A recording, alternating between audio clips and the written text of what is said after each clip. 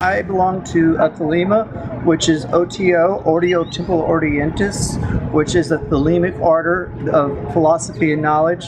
And that's the most advanced order because this order that I belong to is designed for the Aquarian Age, which we reside in.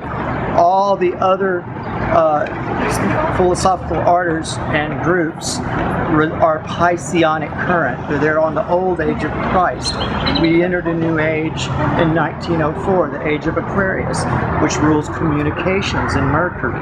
Obviously, because we got these cameras, we got phones now, computers, transportation. It's a communicative age of knowledge. I've been teaching meditation for about 15 years in the Bay Area.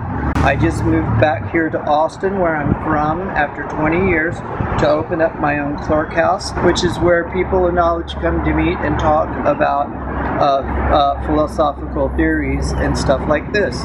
I'm a Gnostic Catholic, and Gnosticism means personal knowledge with God. Gnosticism doesn't have a go-between like Christ or a priest necessarily, but it's personal knowledge of the higher power. Being we're Gnostic, which means knowledge in Greek, we study many different traditions, Egyptian, Greek, Syriac, all the different, including Christianity and the different forms of religion and spirituality, Buddhism. We embrace that. And I am also Knights Templar. I've been studying Kabbalah. Here's my birth chart. I do these charts. They explain the different houses and what they mean. It explains the planets and what they mean. It explains the signs of the zodiac.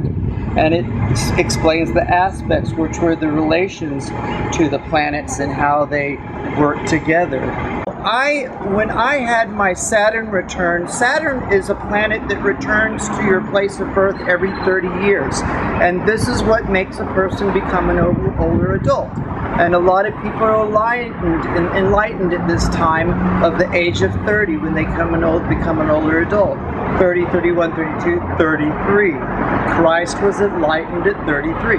You see, so that was on his Saturn return. So at my Saturn return, I had certain realizations, and I started studying in Thelema, which is a Gnostic Catholic church. I wound up going out with someone, a girl that I was seeing who was a priestess, even though I was only a Minerval at the time, and she helped me become a priest, and she was a card reader as well, and I learned to read cards from her, and I found, being that I was a Pisces and very sensitive and intuitive, because all our intuition comes from our emotions.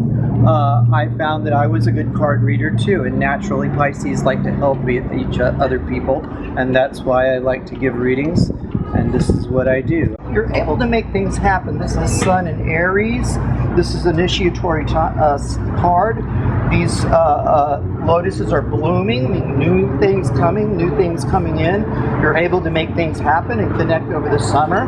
Here we have abundance is the fourth card. And these are talking about the now and the soon and the later future. And this is a very Martian reading, man. I want to tell you because not only Sun in Aries, but this is Mars in Aries, and Mars makes things happen.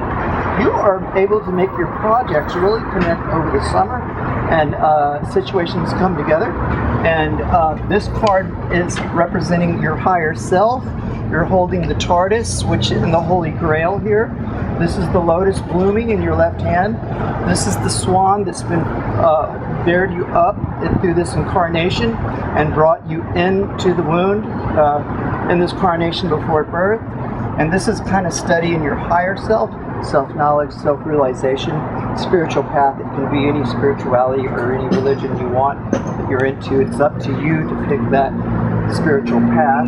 Now, what I want you to do, mid-October through mid-November, Mercury will be going retrograde again in the planets, so no commitments during that time, no putting things into motion. This next one, mid-October through mid-November, will not be as serious of a retrograde as it was the past 6 weeks. It's over. We had Venus and Jupiter conjunct last night in Leo. It's bringing great things for the summer and great things to happen over the summer. New love. We're all different like night and day. That's the beauty of it. And we got to accept each other on our paths.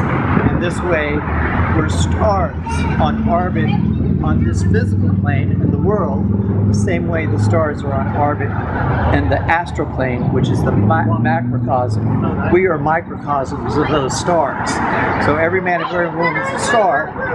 We are on our orbit here on Earth, and we don't want to jump in the way of another star and say, you got to be doing this. And this is what causes confliction. We got to accept each other who we are and let us travel our path, our orbit. I chose this chart. I chose those parents because I knew that would give me a certain experience in this lifetime, so I could go on the right orbit. The parents conditioned me or programmed me up to puberty, where I received free will, and I could go on my own orbit as a star. You see what I mean? And this is the knowledge of what we teach in our inner college.